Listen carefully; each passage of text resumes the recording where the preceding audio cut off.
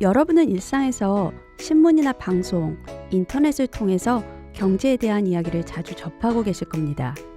하지만 경제 이야기가 나오면 채널을 돌리고 주식에는 그다지 흥미가 생기지 않죠?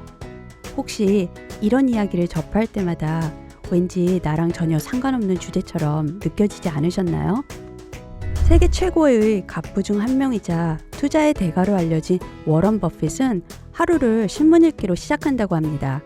사실 성공한 사람들의 스토리를 들을 때마다 빠지지 않는 것 중 하나가 바로 아침에 신문을 읽는 것입니다. 그렇다면 그들은 신문에서 무엇을 얻을까요? 신문이라 표현하기는 했지만 더 크게 보면 TV, 라디오, 인터넷까지 우리가 정보를 접하는 모든 수단을 포함할 수 있습니다. 이곳에서 새로운 정보를 접하기도 하고 세상이 어떻게 변화하는지 역시 알아냅니다. 여러분이 공감하지 못할 수도 있겠지만 우리가 접하는 여러 가지 정보 가운데 가장 직접적으로 우리의 실생활에 적용시킬 수 있고 의사결정을 하는데 도움을 주는 것이 바로 경제와 관련된 정보입니다.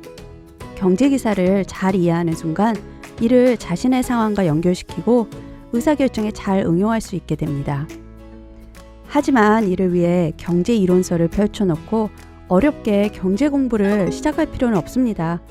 우리가 평소에 접하는 정보 속에서 가장 중요한 키워드가 무엇인지 파악하고 여기서부터 공부를 시작한다면 아주 간단한 방법으로 충분히 효과를 볼 수 있습니다.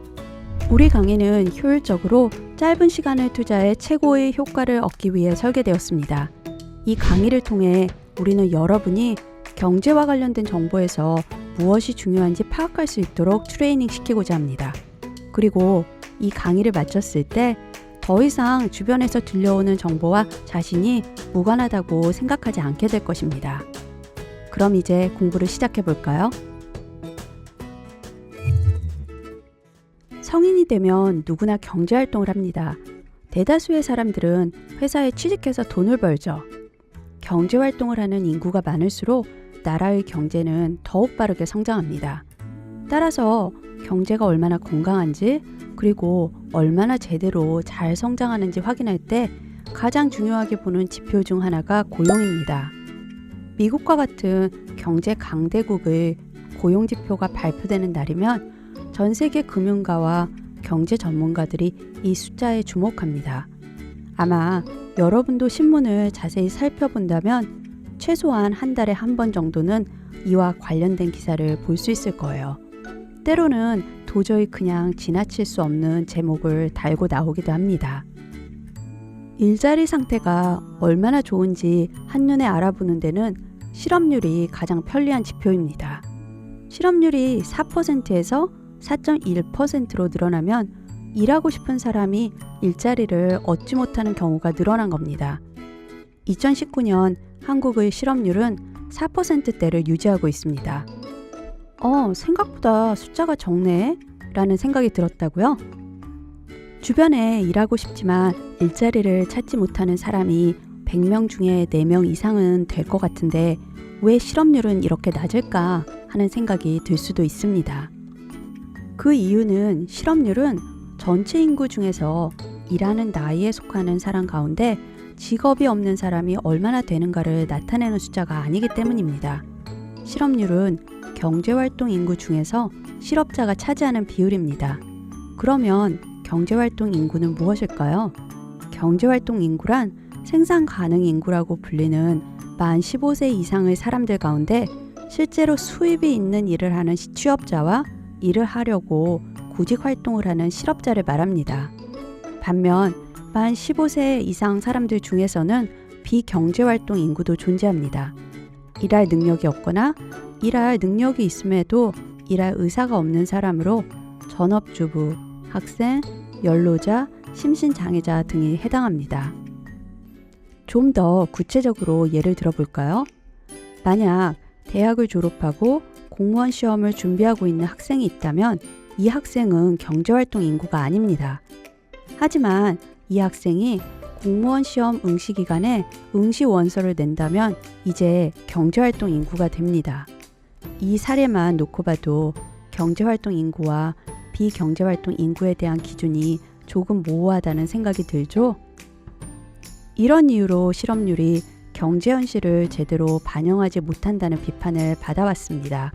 그리고 이를 보완하기 위해 최근에는 확장 실업률이라는 개념이 등장했습니다. 확장 실업률은 이름 그대로 실업자의 범위를 훨씬 더 넓게 보고 있습니다. 예를 들어 주 20시간 아르바이트를 하고 있는 청년이 있습니다.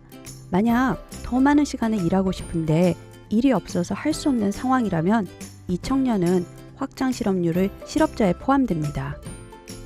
또한 직업을 구하려는 노력을 특별히 하고 있지는 않은 사람이지만 취업을 희망하는 동시에 충분히 할 수 있는 상태라면 확장 실업률에 포함됩니다. 이렇게 실업자의 범위를 넓혔을 때 우리가 기존에 보던 실업률보다 훨씬 높은 숫자가 나옵니다. 지금 여러분이 주변에서 보는 상황과 훨씬 더 가깝다고 느낄 것입니다. 경제 전문가들은 실업률보다는 매달 일자리가 얼마나 늘어났는가에 더 주목합니다. 지난달에는 20만 개의 일자리가 새롭게 창출되었습니다 하는 식으로 언급되는 숫자들을 말합니다.